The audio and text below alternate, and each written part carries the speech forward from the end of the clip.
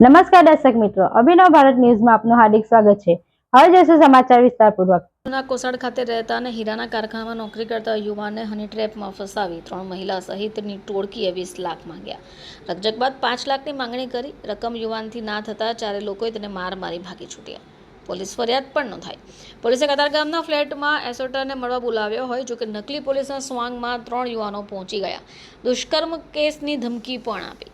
પૈસાની સગવડ ન થતા હીરાના એસોટરને માર મારી ટોળકીના સભ્યો ભાગી ગયા। એસઓજી પોલીસે મહિલા સહિત 3 લોકોની ધરપકડ કરી છે। પકડાયેલી મહિલા અસ્મિતા ભરોડાવા હીરા એસોટર સાથે 5 વર્ષ અગાઉ નોકરી કરતી હતી।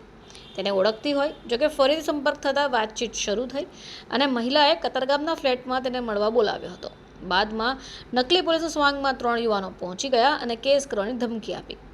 છેવટે યુવકને માર મારી ટોળકીના સભ્યો ભાગી ગયા। એસઓજી પોલીસે મહિલા સહિત 3 લોકોની ધરપકડ કરી છે, જેમાં અસ્મિતા ઉર્ફે પૂજા બાલુભાઈ ભરડવા, અમિત ઉર્ફે ભરત મનસુખભાઈ મશરૂ અને સુમિતભાઈ મશરૂની ધરપકડ થઈ છે।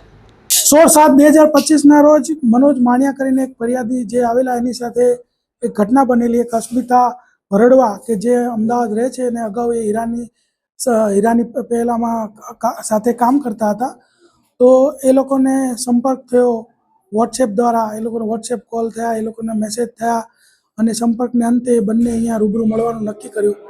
અને ત્યારબાદ જ્યારે તેઓ રૂબરૂ મળ્યા ત્યારે એક રૂમ છે જેની અંદર તેઓ ગયા અને ત્યારબાદ જે મશરૂ બંધુઓની જે ગેંગ છે કે જે ઘણા બધા સમયથી સક્રિય છે અને અમે ઓલરેડી એના ઉપર વર્કઆઉટ પણ કરતા હતા, તો એ ગેંગનો જે મેઇન જે છે અમિત મશરૂ અને એનો ભાઈ સુમિત મશરૂ, આ લોકો ત્યાં આવ્યા અને એક દેવિકા કરીને જે મહિલા છે ઓલરેડી ત્યાં હાજર હતી અને પછી એ લોકો ત્યાં જઈ અને પાસેથી 20 લાખ રૂપિયાની માંગણી કરી।